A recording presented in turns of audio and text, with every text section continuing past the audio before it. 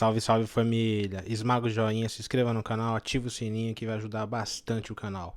E bora pro vídeo. E muito legal estar aqui e poder esclarecer sobre Umbanda, que tem tanto preconceito, né? As pessoas acham que conhecem Umbanda, mas sempre tem um medo. As pessoas até falam assim, olha, cuidado para entrar na religião, porque para sair é um negócio que... Né, o cuidado porque as entidades que estão dentro da religião podem destruir a sua vida se você fizer alguma coisa errada. Essa é a ideia que algumas pessoas têm, né? Vamos definir o comecinho para todo mundo, o que é Umbanda, que a gente estava conversando aqui antes, para a galera entender mesmo, falar do básico do básico.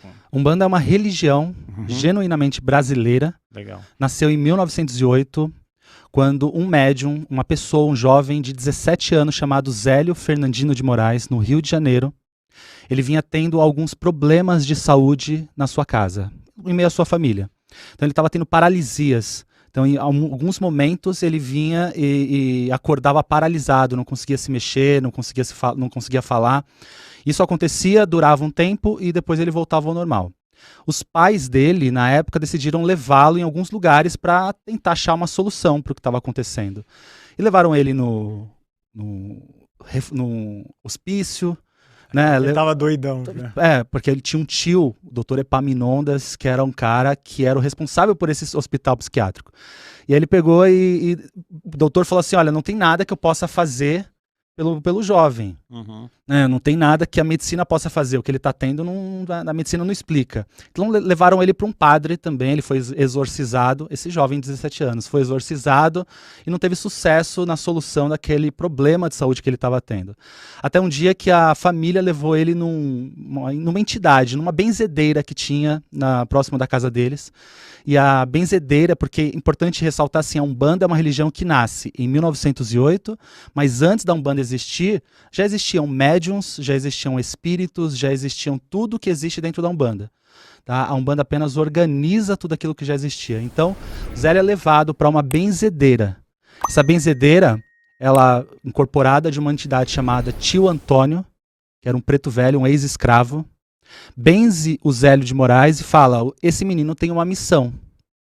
E ele vai descobrir logo o porquê de tudo isso.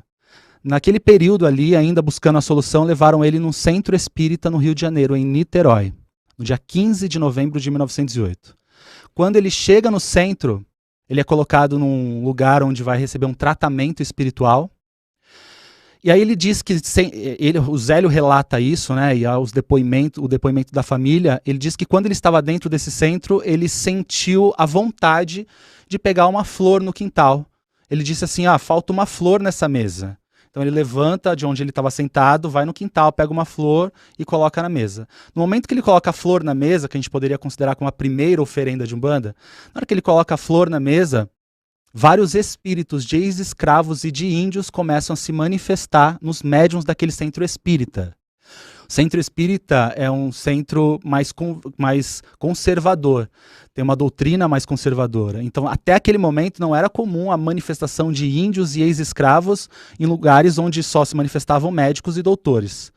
Então, ali estava fora de contexto para as pessoas. E o dirigente daquela sessão pegou, o sacerdote, pegou e começou a expulsar aqueles espíritos que estavam chegando, falando que ali não era lugar, que ali não era a hora de haver essa manifestação.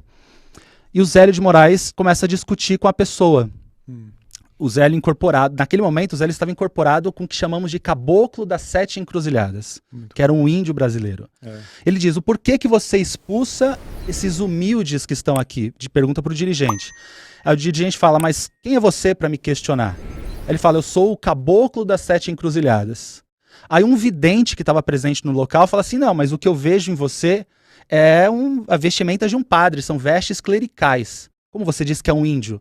Ele falou, o que você vê em mim são restos de uma encarnação anterior, em que eu fui Frei Gabriel de Malagrida, morto na fogueira da Inquisição. E ali ele traz todo um contexto, uma história e diz, a partir daquele momento eu estou fundando uma nova religião, para que todos sejam aceitos, para que todas as pessoas tenham a possibilidade de se comunicar, quem souber vai ensinar, quem não souber vai aprender, mas a ninguém será negada a oportunidade de comunicação. Então ali nasce a Umbanda dentro de um contexto de preconceito, de discriminação, porque a gente está falando de um centro espírita que tentou, naquele momento, reprimir a presença espiritual de um contexto de entidades que não era padrão dentro daquele centro.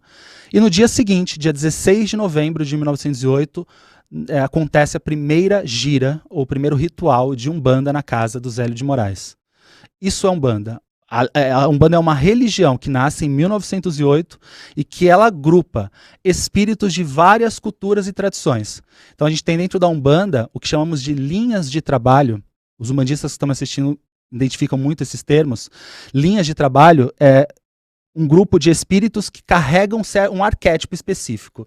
Então a gente tem a linha dos pretos velhos, que são a linha dos ex-escravizados. A gente tem a linha dos caboclos, que é a linha dos índios brasileiros. A gente tem a linha dos ciganos, que a gente está falando dos europeus, dos nômades, daqueles que foram expulsos da Europa.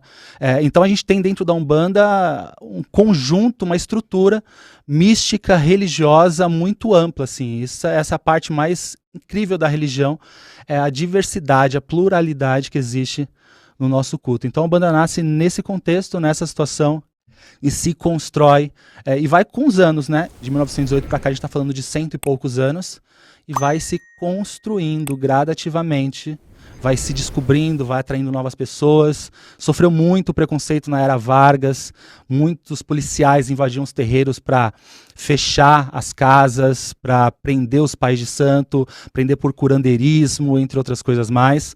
Então a gente estar aqui hoje, até falando de Umbanda, é uma representação muito grande de uma vitória daqueles que estiveram antes de nós, os ancestrais, antepassados, que lutaram para sustentar essa religião.